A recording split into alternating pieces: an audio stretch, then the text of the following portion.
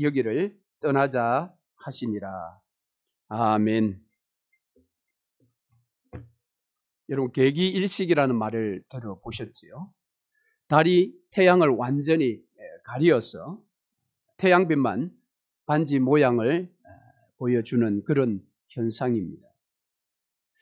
만일 이 달이 태양보다 작다면 저렇게 태양을 완전히 가릴 수 없을 텐데, 저렇게 다 가리는 것을 보면 태양과 달의 크기가 똑같아 보입니다. 그러면 질문 하나 하겠습니다. 여러분, 달과 태양 중에 어느 것이 더 클까요?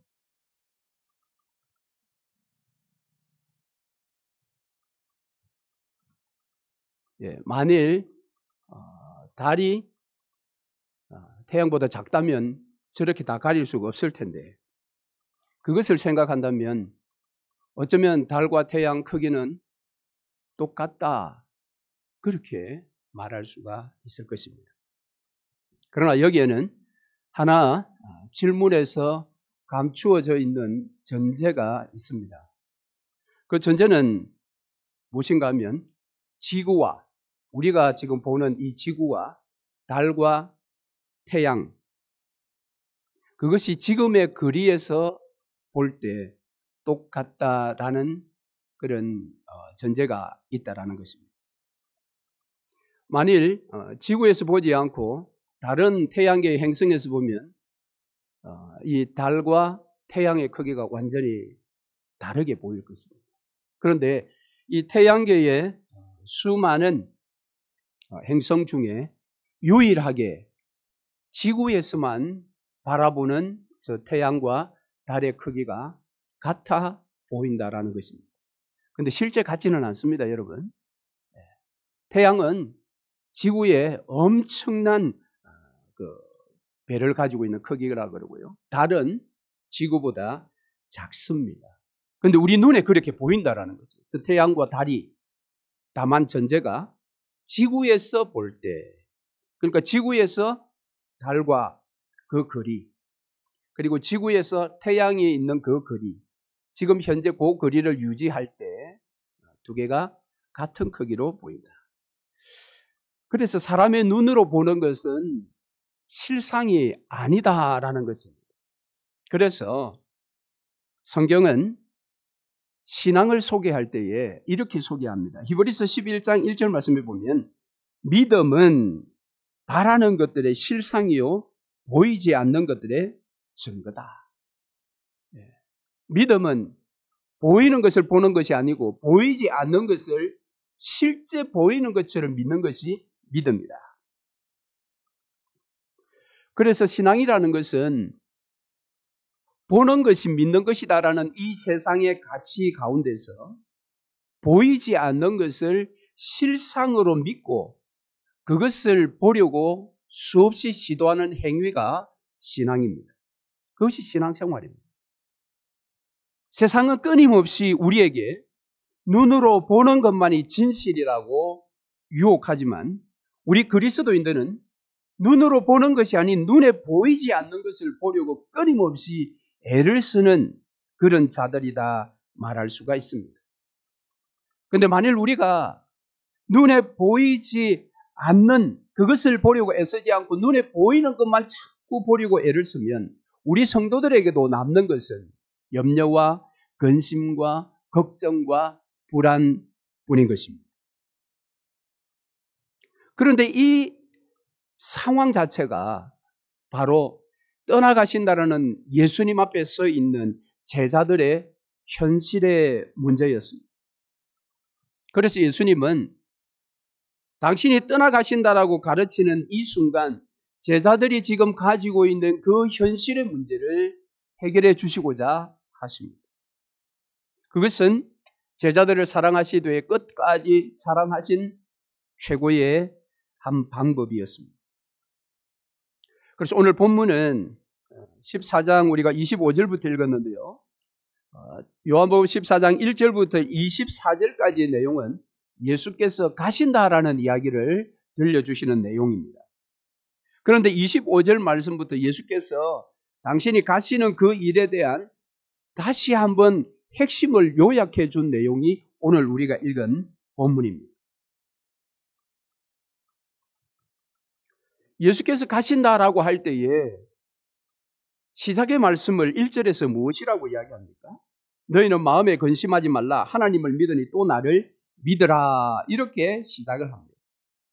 이 말씀은 분명히 지금 예수께서 떠나신다라는 가르침을 지금 주실 것인데 그 시작을 너희는 마음에 근심하지 말라. 하나님을 믿으니 또 나를 믿으라. 이 말은 예수께서 가신다라는 상황 때문에 제자들이 지금 염려하고 있다라는 것을 이야기하고 있는 것입니다. 실제 그랬습니다. 예수께서 가신다라는 말씀을 하니까 14장 앞부분에 보면 도마가 이렇게 이야기하지요. 주여 어디로 가시는지 우리가 알지 못하거늘 그 길을 어찌 알겠사옵나이까. 주께서 어디로 가시는지 우리가 모르는데 우리가 어떻게 예수님을 따라가겠습니까? 이렇게 도마가 이야기를 합니다. 곧이어 빌립은 이렇게 이야기합니다. 주여 아버지를 우리에게 보여 주옵소서. 그리하면 족하겠습니다.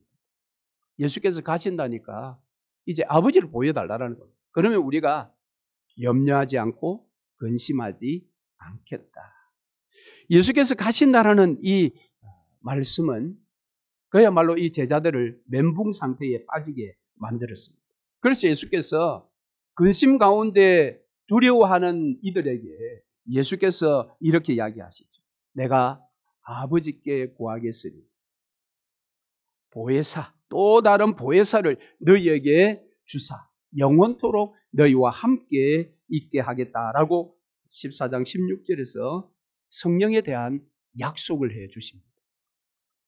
자, 그러니까 예수께서 내가 간다 라고 할 때 제자들이 근심 가운데 두려움 가운데 떨어집니다. 예수께서 내가 가지만 또 다른 보혜사를 너희에게 내가 보내어 주겠다. 그가 영원토록 너희와 함께 있을 것이니 너희는 이제 근심하지 말라라는 말씀이죠. 자, 그러면 예수께서 이 가심을 이제 본문에서 요약하면서 보혜사, 또 다른 보혜사가 오셨을 때 그들이 얻게 되는 유익이 있습니다. 그것을 5가지로 이야기하는데요.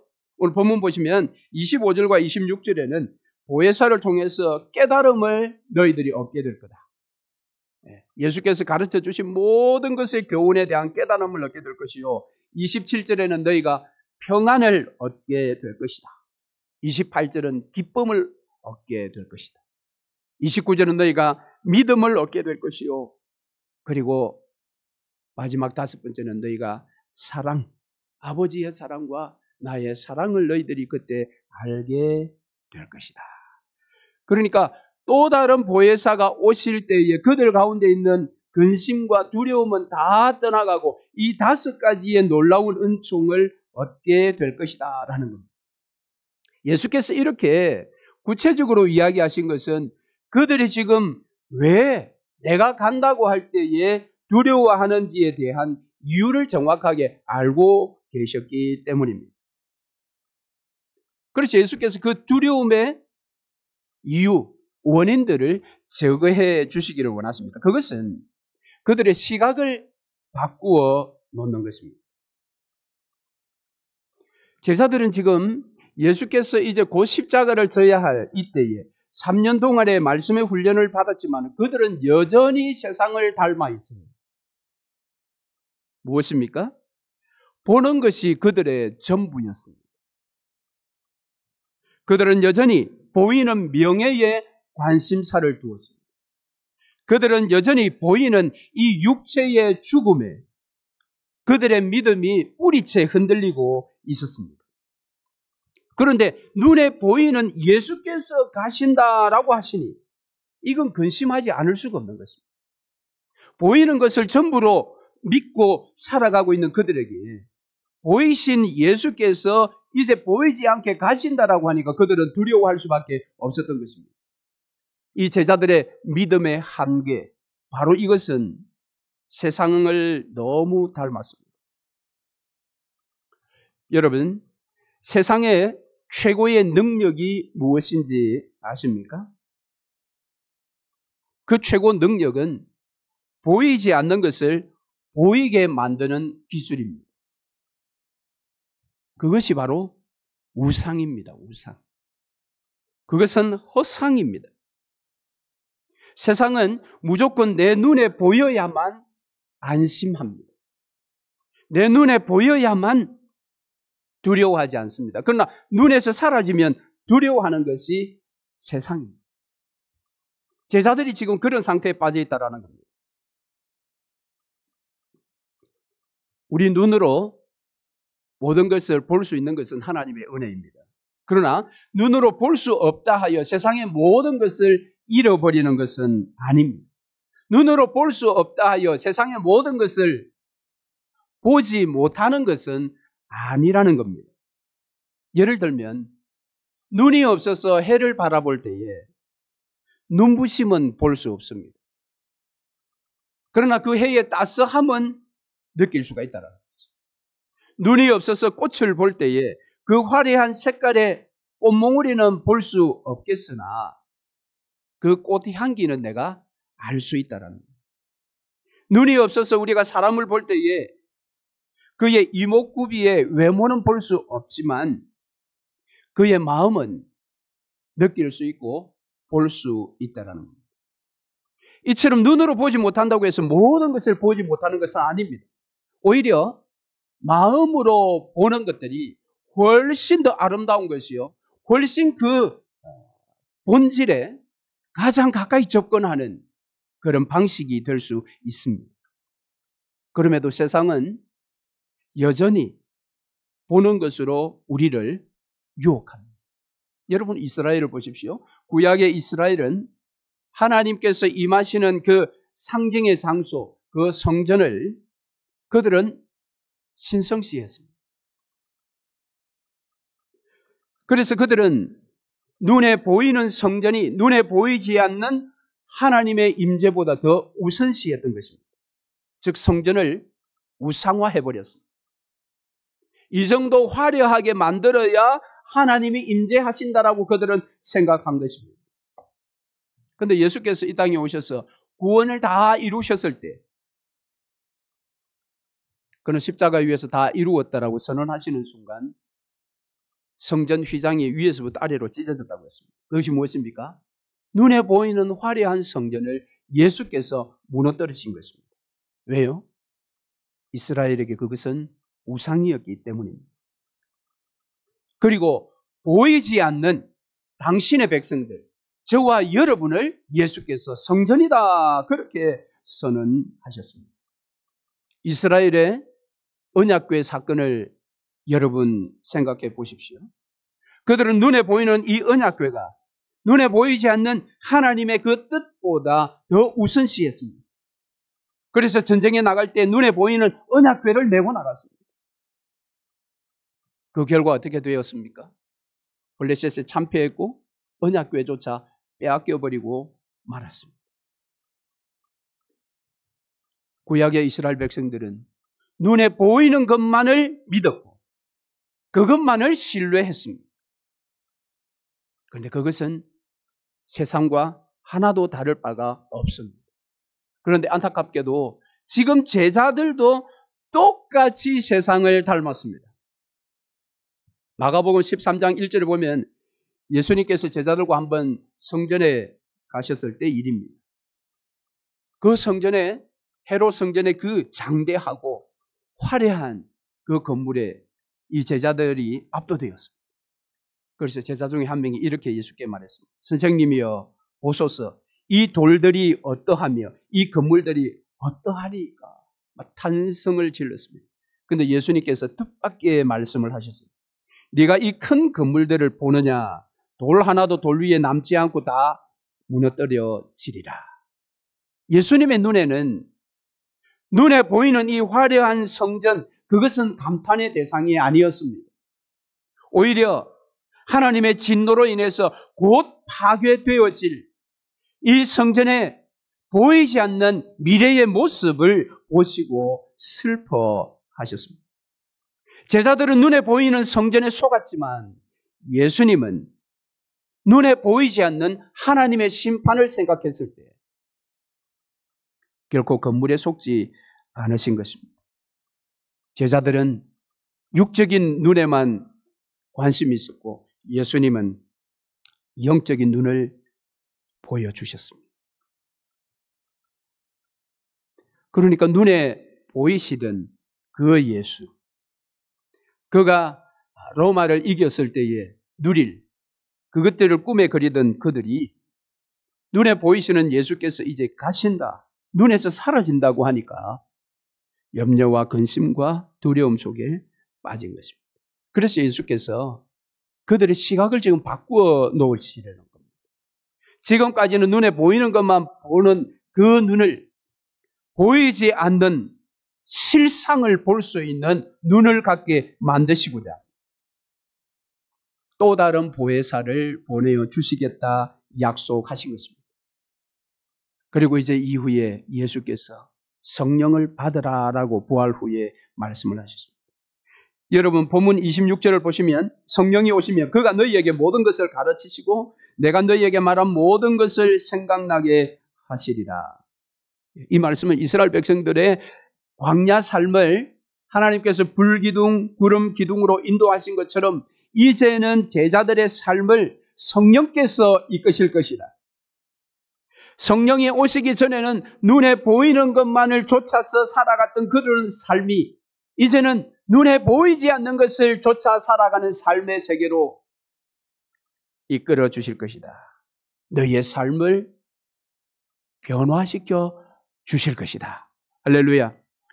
성령께서 그들의 눈을 열어 주실 것입니다. 여러분, 그러므로 성령이 오셔서 우리의 영의 눈을 열어서 세상이 보여주지 못하는 그 모든 것들의 실상인 보이지 않는 것을 보게 하고 느끼게 하고 알게 하는 그 삶을 사는 것이야말로 기적이 아니고 무엇이 또 기적이겠습니까? 우리는 지금 그런 기적 같은 삶을 사는 자들입니다. 그런 자들을 예수쟁이다, 그리스도인이다, 그렇게 부르는 것입니다. 이 놀라운 변화의 역사는 성령께서 우리에게 오셔서 우리를 강제적으로 억압해서 일으키는 그런 일이 아닙니다. 성령 하나님께서는 이 땅에 오셔서 우리와 인격적인 교제를 통해서 이런 변화의 삶으로 우리를 온전히 인도하십니다. 그것이 은혜의 역사입니다. 자, 오늘 본문 말씀 한번 보시죠. 26절에 보시면 보혜사 곧 아버지께서 내 이름으로 보내실 성령 그가라고 합니다. 여기에 그라는 것은 남성 지시 대명사라고 합니다. 그러니까 또 다른 보혜사는 어떤 에너지나 파워가 아니라 분명한 인격이라는 겁니다. 인격체이신 보이신 예수께서 비록 보이지는 않지만 또 다른 인격체 성령을 보내어 주시겠다. 그래서 예수를 인격체로 그라 부르신 것처럼 성령에 대해서도 우리가 인격체로 그라 부를 수 있는 것입니다. 제자들은 이제 눈으로는 분명히 그 인격이신 성령을 볼 수 없습니다. 그러나 성령께서 우리에게 오셨을 때 우리가 인격적으로 그와 교제하게 되면 우리의 마음의 눈이 열려서 인격체이신 성령 하나님을 보게 될 것입니다. 그 성령 하나님을 보는 영의 눈이 열리게 될 것입니다. 그랬을 때에 세상이 보여주는 것 이상을 우리가 볼 수 있습니다. 세상이 우리에게 들려주고자 하는 그 이상을 우리는 들을 수 있습니다. 세상이 우리에게 만져볼 수 있도록 해주는 그 이상을 우리는 만질 수가 있습니다. 그렇게 될 때에 그 삶이 평안의 삶이 됩니다. 그래서 27절에 나의 평안을 너희에게 주노라. 내가 너희에게 주는 것은 세상이 주는 것 같지 아니하니라. 세상이 주는 평안은 눈에 보이는 것으로 말미암은 평안입니다. 가장 좋은 예가 누가복음 12장에 나오는 부자의 이야기입니다. 부자가 이렇게 이야기합니다. 또 내가 내 영혼에게 이르되 영혼아 여러 해 쓸 물건을 많이 쌓아 두었으니 평안히 쉬고 먹고 마시고 즐거워하자 하리라 하되, 이 부자는 많은 그 양식을 쌓아 두었습니다. 그것을 보았습니다. 그때 그가 자기 영혼에게 이렇게 이야기합니다. 영혼아 평안히 쉬고 먹고 마시고 즐거워하자. 세상이 주는 평안은 이것이 실체입니다. 내가 소유해야 평안이 있습니다. 내 눈에 보이는 곳에 있어야 평안입니다. 그러나 이 평안은 영원하지 않습니다. 오늘 누가복음 12장 이 부자에게 하나님께서 어리석은 자여라고 말합니다. 오늘 밤에 내가 내 영혼을 취하면 너의 보이는 쌓아둔 그 모든 것들이 무슨 소용이 있겠느냐. 세상이 주는 평안은 늘 불안합니다. 내가 가지고 있어야 됩니다. 내 손에 쥐고 있어야 합니다. 내 눈에 보여야만 합니다. 그러나 내 눈에 보이지 않으면 불안합니다. 근심이 있습니다. 두려움에 떨어지고 마는 것입니다. 그럼에도 불구하고 사단은 끊임없이 눈에 보이는 것을 추구하라고 우리를 유혹합니다. 눈에 보이는 것을 더 많이 모으라고 그렇게 유혹합니다. 그러나 성경은 이렇게 말합니다. 고린도후서 4장 18절. 우리가 주목하는 것은 보이는 것이 아니요 보이지 않는 것이니 보이는 것은 잠깐이요 보이지 않는 것은 영원함이라. 할렐루야. 인디아나폴리스 미술박물관에 바깥 정원에 이런 글귀가 있다고 합니다. 우리가 무언가를 바르게 보려면 오직 마음으로 보아야 한다. 본질적인 것은 우리의 눈에 보이지 않는다라는 그런 글귀가 이 미술박물관 정원에 기록되어 있다고 합니다. 그렇습니다. 여러분, 세상의 모든 가치 있는 것은 우리 눈에 보이는 것이 아니라 마음의 눈으로 볼 수 있는 것들입니다. 그것들이야말로 진짜 가치가 있는 것입니다. 세상의 중요한 것들은 우리 육신의 눈에 보이는 것이 아니라 육신의 눈에 보이지 않는 영의 눈에 보이는 것이 가장 중요한 것입니다. 이걸 우리가 알아야 합니다. 그래야만 우리는 눈에 보이는 것을 추구하는 삶에서 눈에 보이지 않는 것을 추구하는 삶으로 우리의 삶이 변화될 수가 있습니다. 눈에 보이는 것을 쫓아서 사는 삶은 언제나 불평과 원망이 나오게 되어 있습니다. 왜냐하면 내 눈에 보이는 남의 것이 더 크게 보이기 때문입니다. 남의 손에 들어있는 그것이 더 소중하게 보이기 때문입니다. 그러나 그것은 사단의 유혹입니다. 사단의 거짓입니다. 그러나 보이지 않는 것을 보게 될 때에 우리는 믿음이 생기는 것입니다. 믿음의 용기가 생기는 것입니다. 왜냐하면 보이지 않는 그곳에 하나님의 손길이 역사하는 것을 볼 수 있기 때문입니다. 하나님의 섭리를 내가 느낄 수 있기 때문입니다. 결코 여러분, 보이는 것이 다가 아닙니다. 다가 아닙니다. 핍박받는 초대교회 그리스도인들에 대한 베드로의 격려의 편지가 있습니다. 베드로전서 1장 8절 9절 말씀 이렇게 되어 있습니다. 예수를 너희가 보지 못하였으나 사랑하는도다. 이제도 보지 못하나 믿고 말할 수 없는 영광스러운 즐거움으로 기뻐하니 믿음의 결국 곧 영혼의 구원을 받음이라. 할렐루야. 초대교회 성도들이 사자의 밥이 되어서 죽어나갈 때 그들은 예수를 보지 못했습니다. 예수를 만나지 못했습니다. 그럼에도 끝까지 예수에 대한 믿음을 지키며 죽어나갔습니다. 결코 보이는 것에 좌우되는 현대사회에서 보이는 것이 다가 아니다라는 진리를 쫓아서 살아가는 삶은 만만치 않은 삶입니다. 보이지 않는 신을 어떻게 믿느냐라는 이 무신론자들의 비웃음 앞에서 우리는 보이지 않는 것을 추구하는 삶을 사는 것이 쉽지 않을 것입니다. 그러나 히브리서 11장에 나오는 수많은 믿음의 선배들을 여러분 생각해 보십시오. 그들은 보이는 세상이 아니라 보이지 않는 하나님의 신실함을 신뢰하며 믿음 가운데서 죽음도 마다하지 않고 살았던 자들이었습니다. 그런데 그들이 지극한 소수가 아니라 허다한 구름 같은 많은 믿음의 선배들이다 말하고 있습니다. 성도 여러분, 여러분의 삶의 기초는 어디에 두고 있습니까? 눈에 보이는 것에 두고 있습니까? 눈에 보이지 않는 것에 두고 있습니까?